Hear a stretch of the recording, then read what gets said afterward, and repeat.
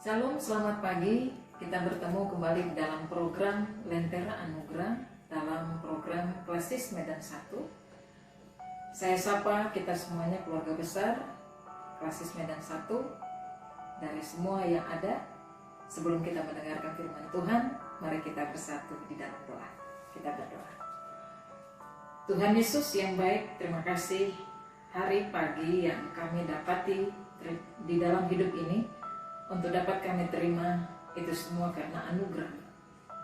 Biarlah anugerah-Mu ini dilengkapi dengan firman yang sebentar lagi kami akan mendengarkan bersama-sama untuk menguatkan iman kami.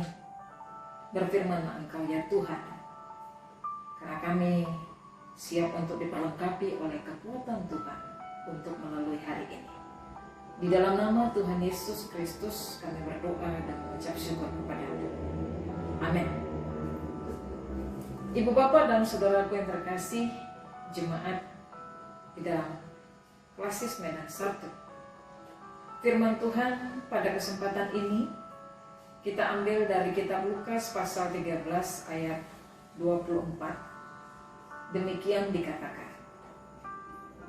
Jawab Yesus kepada orang-orang di situ, "Berjuanglah untuk masuk melalui pintu yang sesak itu. Sebab aku berkata kepadamu, banyak orang akan berusaha untuk masuk, tetapi tidak akan dapat." Demikian jauh firman Tuhan. Berbahagialah orang yang mendengarkan firman Tuhan dan melakukannya dalam kehidupan hari lepas hari. Amin. Jemaat Tuhan yang berbahagia dalam Kristus Yesus, firman Tuhan yang sudah kita baca tadi, kita awali dengan tema tidak akan sia-sia. Inilah yang menjadi tema kita di dalam Lukas pasal 13 ayat 24. Saudara yang terkasih, ada kisah pendek yang berbicara untuk dapat mengantar cerita kita dalam firman Tuhan kita kali ini. Di sebuah kota kecil, ada seorang remaja. Dia pulang ke sekolah, dari sekolah ke rumah, dan dia bernama Galuh. Dia datang kepada ayahnya yang sedang membaca koran di teras rumah belakang, halaman belakang. Dan dia menyapa ayahnya dengan wajah yang tidak berseri dan juga begitu murung. Dia menyapa ayahnya, "Ayah."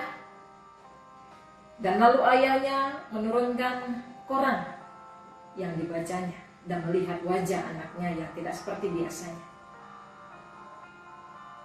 Dan Galuh menyatakan kembali.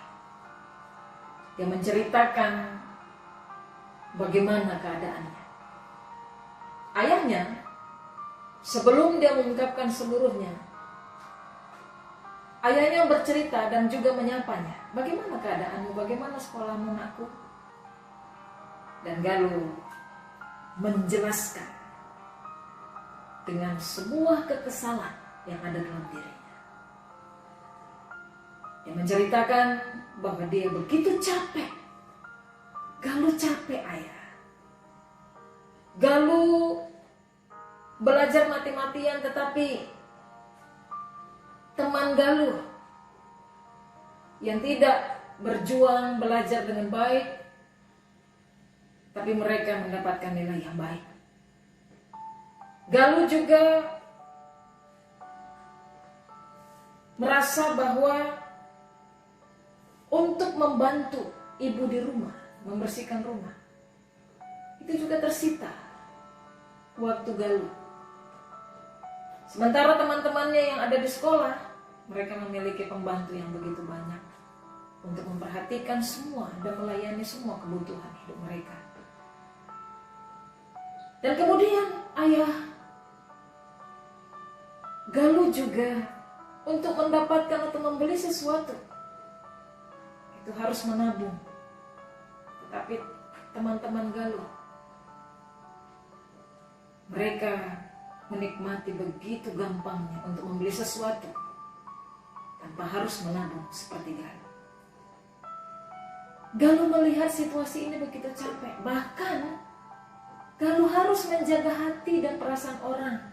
Galuh harus berbicara dengan baik.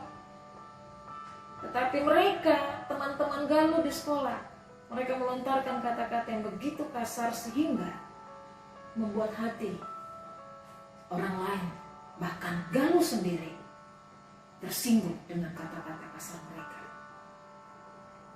Lalu si ayah memegang kepala anaknya yang sangat disayanginya itu.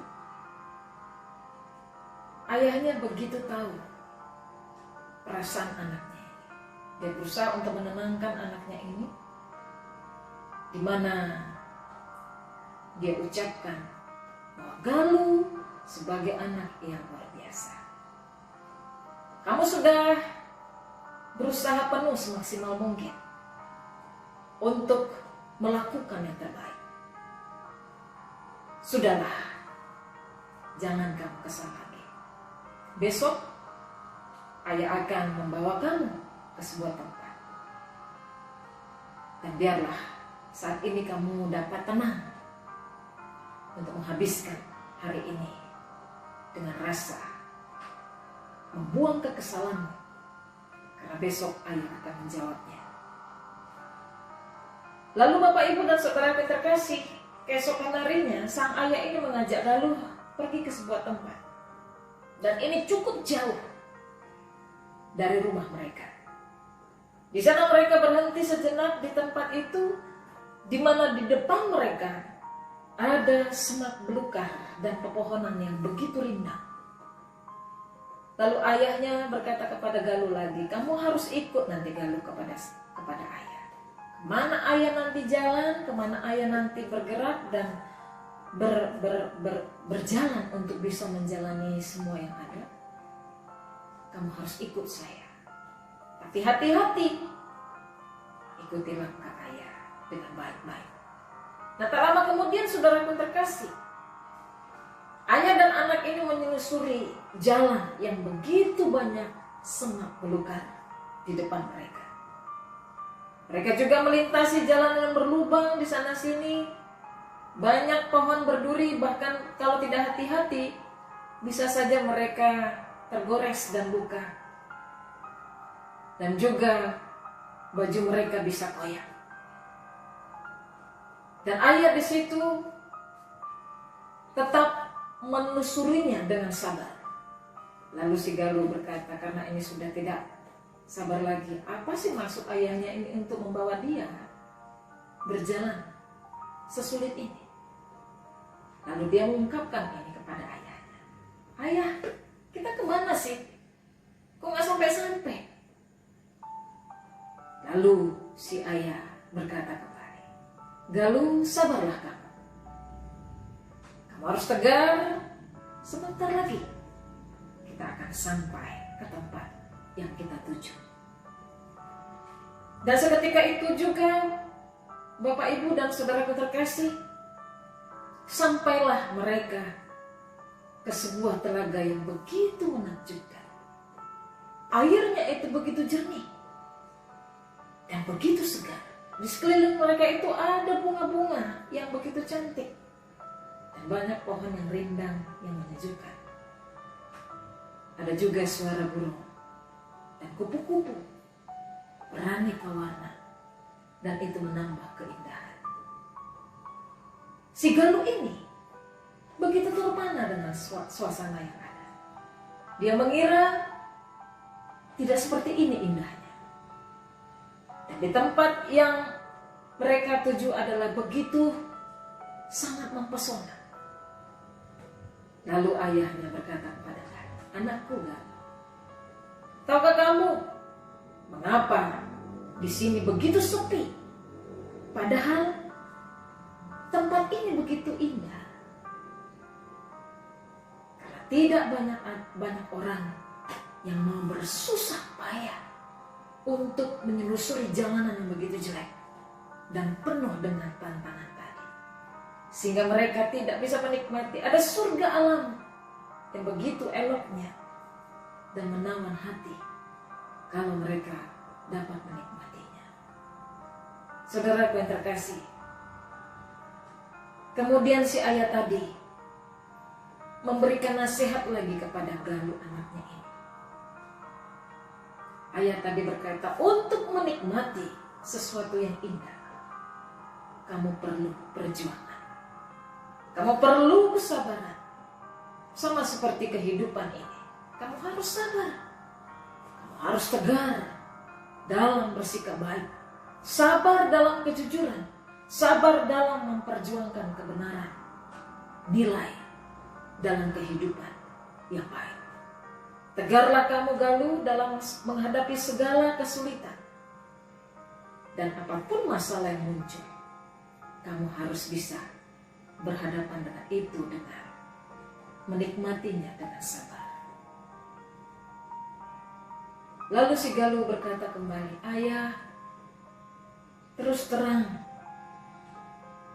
aku tidak semudah itu dengan sabar untuk mempertahankan kebenaran. Apalagi kejadian-kejadian yang ada di sekolah begitu banyak yang menyulitkan keadaanku. Lalu ayahnya berkata kembali, memang kamu pasti menghadapi itu. Tetapi kamu harus ingat, ayahmu, ibumu membimbing kamu, mendukung kamu dalam kebaikan dan kebenaran. Hingga suatu saat nanti kamu dapat berdiri tegak. Galuh pasti mampu berjalan dengan sendiri. Menjadi seorang yang mulia di tengah-tengah keluarga, di tengah-tengah sesama, dan orang-orang yang membutuhkan. Engkau pasti akan menjadi teladan bagi mereka. Lalu anaknya si Galuh ini mengangguk, tanda dia mengerti. Saudaraku yang terkasih, begitu panjang cerita ini. Tetapi yang mau kita harus petik dan terima untuk kita simpulkan. Bagaimana kita memperhadapkan dengan firman Tuhan yang diungkapkan oleh Tuhan Yesus langsung kepada murid-muridnya. Tuhan di sini menginginkan kita supaya kita terus berjuang. Jangan pernah menyerah. Karena memang sangat sulitlah dan begitu beratlah untuk menjadi pemenang di dalam hidup ini. Terlebih memperjuangkan iman kita itu sungguh sangat tidak memiliki jalan yang mudah. Apalagi di tengah situasi yang sangat sulit ini, Bapak Ibu dan saudaraku yang terkasih. Di tengah suasana wabah COVID-19, segala sudut dilumpuhkan dengan berbagai harus berhadapan dengan penderitaan. Banyak kehilangan pekerjaan, perekonomian. Begitu sulit. Tidak seperti biasanya begitu lancar untuk kita jalani. Suasana kepanikan di sana sini. Bahkan diri kita juga berhadapan dengan hal yang membuat kita terbeban untuk melalui ini dengan kesulitan yang begitu dalam. Tapi saudaraku yang terkasih dalam Kristus Yesus, semua yang kita lalui itu pilihan ada di tangan kita. Apakah kita akan terus berjuang dan mampu untuk bertahan di dalam Tuhan, ataukah kita menyerah sama sekali dengan situasi dan keadaan ini untuk kita tinggalkan? Mari kita tanya saudaraku dengan diri kita sendiri. Jawablah itu di dalam hati kita masing-masing. Ketika kita memilih apa yang Tuhan maksudkan, pastilah kita akan memperoleh sukacita. Karena Tuhan menolong kita untuk bisa mengerjakan dan juga melalui keadaan yang sulit yang kita hadapi ini.